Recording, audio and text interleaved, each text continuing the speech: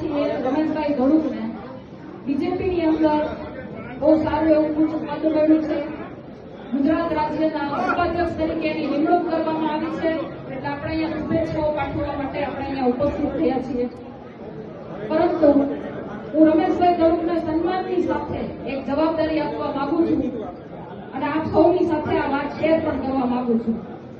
રમેશભાઈ, પહેલા તો તમે જયારે ભારતીય જનતા પાર્ટીની અંદર અત્યાર સુધીની જે જવાબદારી નિભાવી હતી એની અંદર ગવર્નરની અંદર સંગઠનના હોદ્દા આપવાથી લઈને ટિકિટ વહેંચણી સુધીની તમામ કામગીરી તમે કરી છે, ખૂબ સારી રીતે કરી છે. પરંતુ હવે કાયદેસર રીતે ભારતીય જનતા પાર્ટીએ તમને જયારે આ જવાબદારી આપી છે ત્યારે મારી અને અહીંયા બેઠેલા સમસ્ત પાટીદાર સમાજના માતાઓ, બહેનો, વડીલોની તમામની એવી લાગણી અને માંગણી છે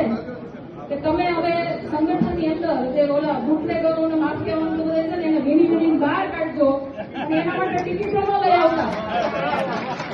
એના માટે ટિકિટો એવી મારીના સમાજની તમામની માંગણી છે, ગોંડલની જનતાની માંગણી છે. બીજું મારે તમને એ કેવું છે રમેશભાઈ કે તમે આવા પ્રયત્નો પહેલા પણ કર્યા હતા અને ઘણા ખૂબ સારા લોકોને કહેવાય ને માતાઓ બહેનોને કથાનું રસપાન કરાવવું, ફ્રીમાં તમે તદ્દન આમ કહેવાય તદ્દન ફ્રીમાં તમે લોકોને લઈ જાઓ છો, કઈ યાત્રાઓ કરાવવા માટે ખૂબ જ સારા કામ કરો છો. અને આના પહેલા તમે એક વખત પ્રયત્ન કર્યો તો આવા ગુંડાઓને ભગાડવાનો, પણ મને જ્યાં સુધી આ લોકોએ કીધું છે ત્યાં સુધી તમારા દીકરા ઉપર શરીરમાં હુમલો થયો હતો,